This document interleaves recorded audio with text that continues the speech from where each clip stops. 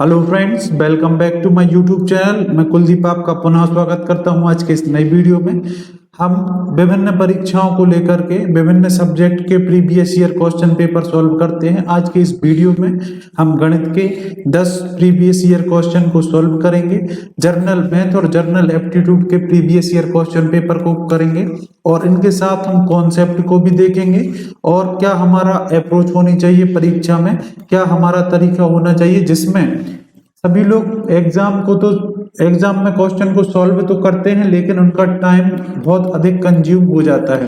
तो कम टाइम में कम समय में हम किस अप्रोच के साथ गणित के क्वेश्चन को अटेम्प्ट कर सकते हैं, किस तरीके से हम सॉल्व कर सकते हैं, तो इस वीडियो में हम डिस्कस करेंगे।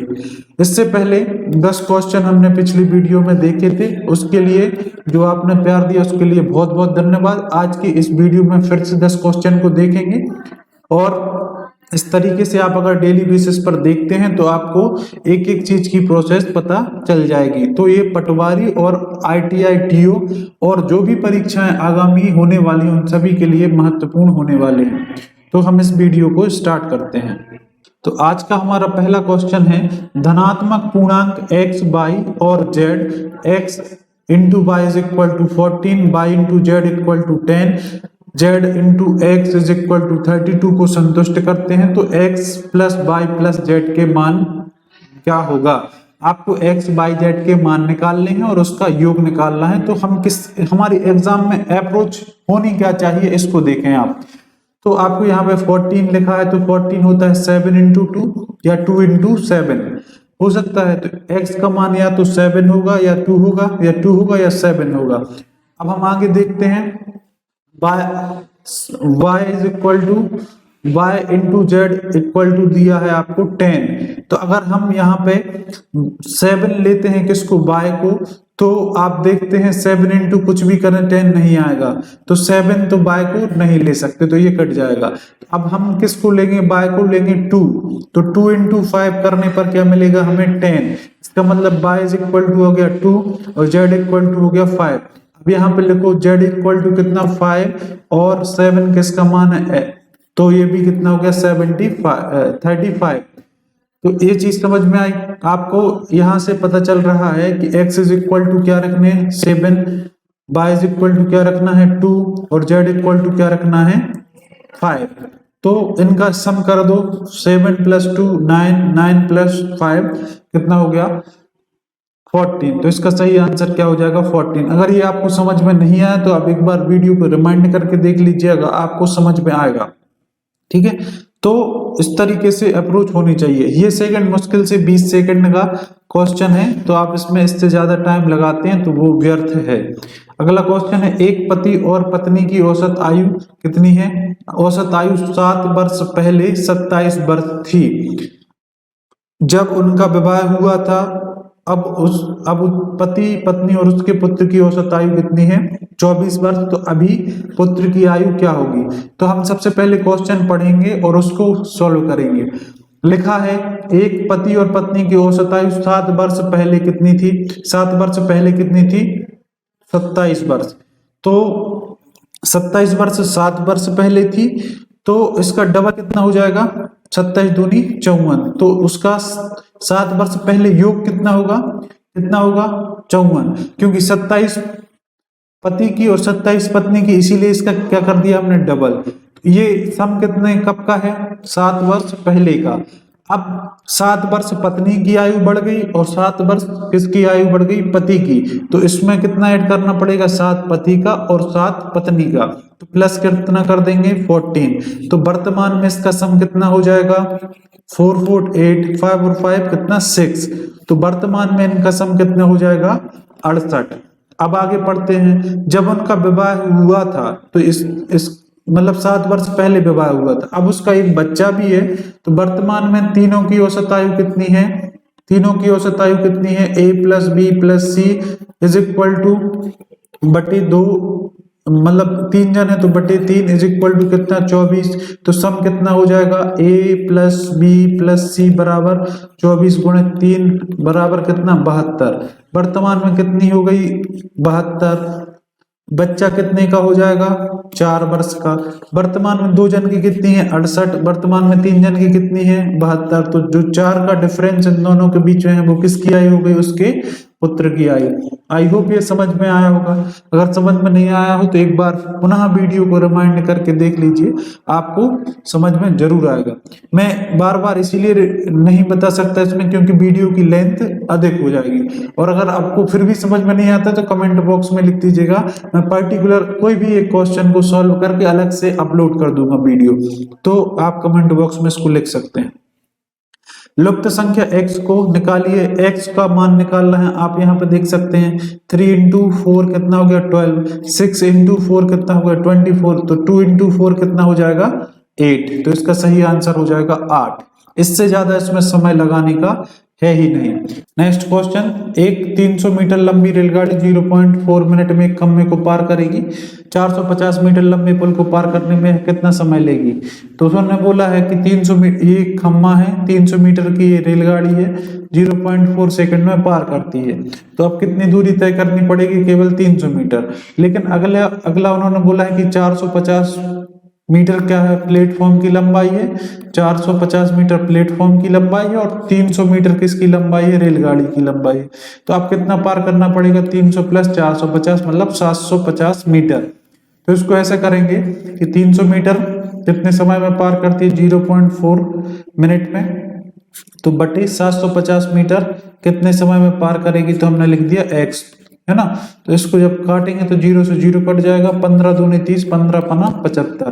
तो क्या हो जाएगा, 2/5 बराबर 0.4 बटे x, तरह गुणा कर दो तो हो जाएगा 2x बराबर 0.4 इंटू 5, 4 पंचे कितना हो जाएगा 20, मतलब 0.2, 2x बराबर 0.2, तो x बराबर कितना हो जाएगा 1, मतलब 1 मिनट में वह क्या कर लेगी, पार कर लेगी।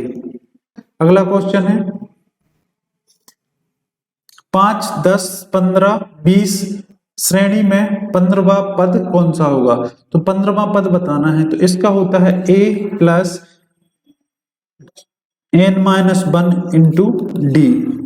ए एन होता है ये, ए एन मतलब n-वा पद होता है a प्लस n-1 इंटू डी।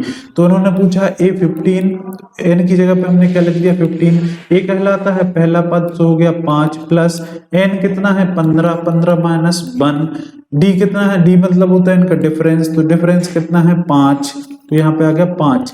तो 5 प्लस 14 इंटू 5, तो 14 पंचे 70 और प्लस 5 कितना हो गया 75। ये लिखने की जरूरत बिल्कुल भी नहीं है, अगर आप जितना लिखेंगे इस पे तो उतना टाइम आपका खराब जाएगा। अगला क्वेश्चन है कुणाल और गणेश की आयु का अनुपात के बीच का अनुपात कितना है, 3:5। तो यहाँ पे लिख दिया कुणाल, ठीक है, यहाँ पे लिख लिया गणेश की वर्तमान आयु का अनुपात कितना है, 3:5।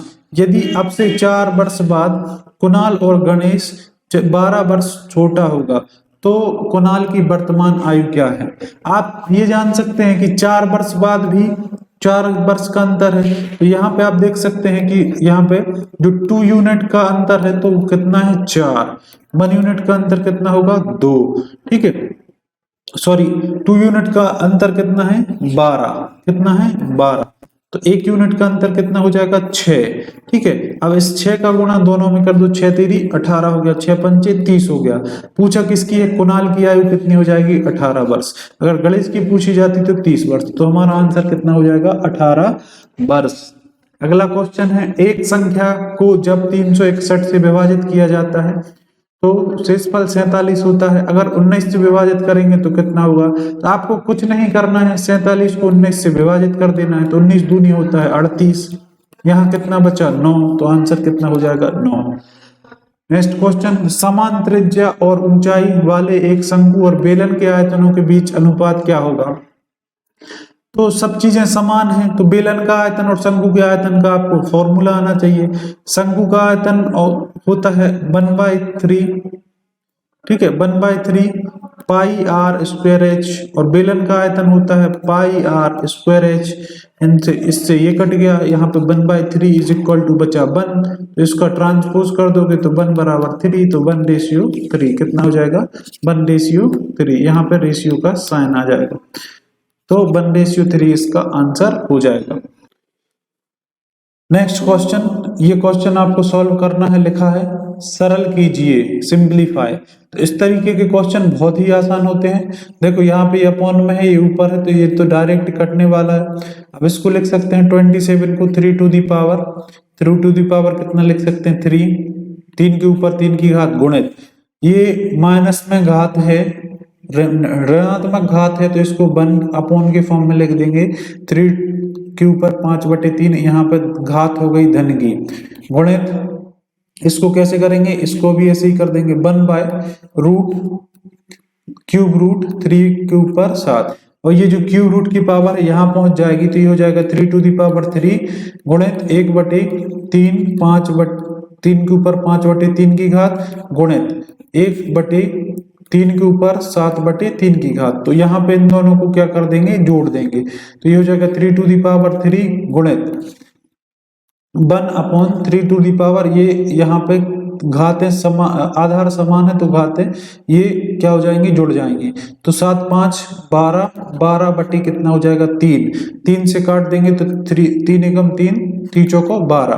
तो यहाँ पे क्या बचा 3 टू दी पावर 4 बटे 1/3 के ऊपर, यहाँ पे 3 की पावर है और यहाँ पे 4 की पावर है, तो 3 की पावर यहाँ से कट जाएगी, तो यहाँ पे क्या बचेगा 3 गुणित, यहाँ पे लिख सकते हैं 3 गुणित 3 टू दी पावर 3, तो इससे ये कट जाएगा, तो क्या बचेगा 1/3, ये इसका आंसर हो जाएगा क्या 1/3। अगला क्वेश्चन है और ये हमारा लास्ट क्वेश्चन है, ये डिविजिबिलिटी से है।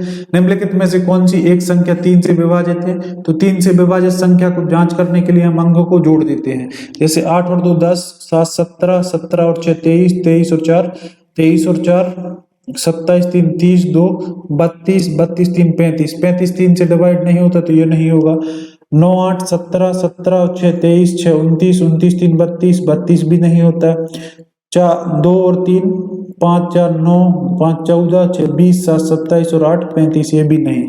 इसको जोड़ के देख लेते हैं, 4 और 6 10, 2 12, 12 इसका सम है, 12 3 से डिवाइड होता है, तो ये नंबर 3 से डिवाइड हो जाएगा। आई होप ये जो 10 क्वेश्चन हमने डिस्कस किए हैं, अगर ये अच्छे लगते हैं तो वीडियो को लाइक और शेयर जरूर कीजिएगा। इसी तरीके से और भी क्वेश्चन पाने के लिए वीडियो को, चैनल को सब्सक्राइब करके बेल आइकन को प्रेस कर लीजिएगा। जो क्वेश्चन समझ में नहीं आते हैं तो उसको आप कमेंट बॉक्स में लिख सकते हैं।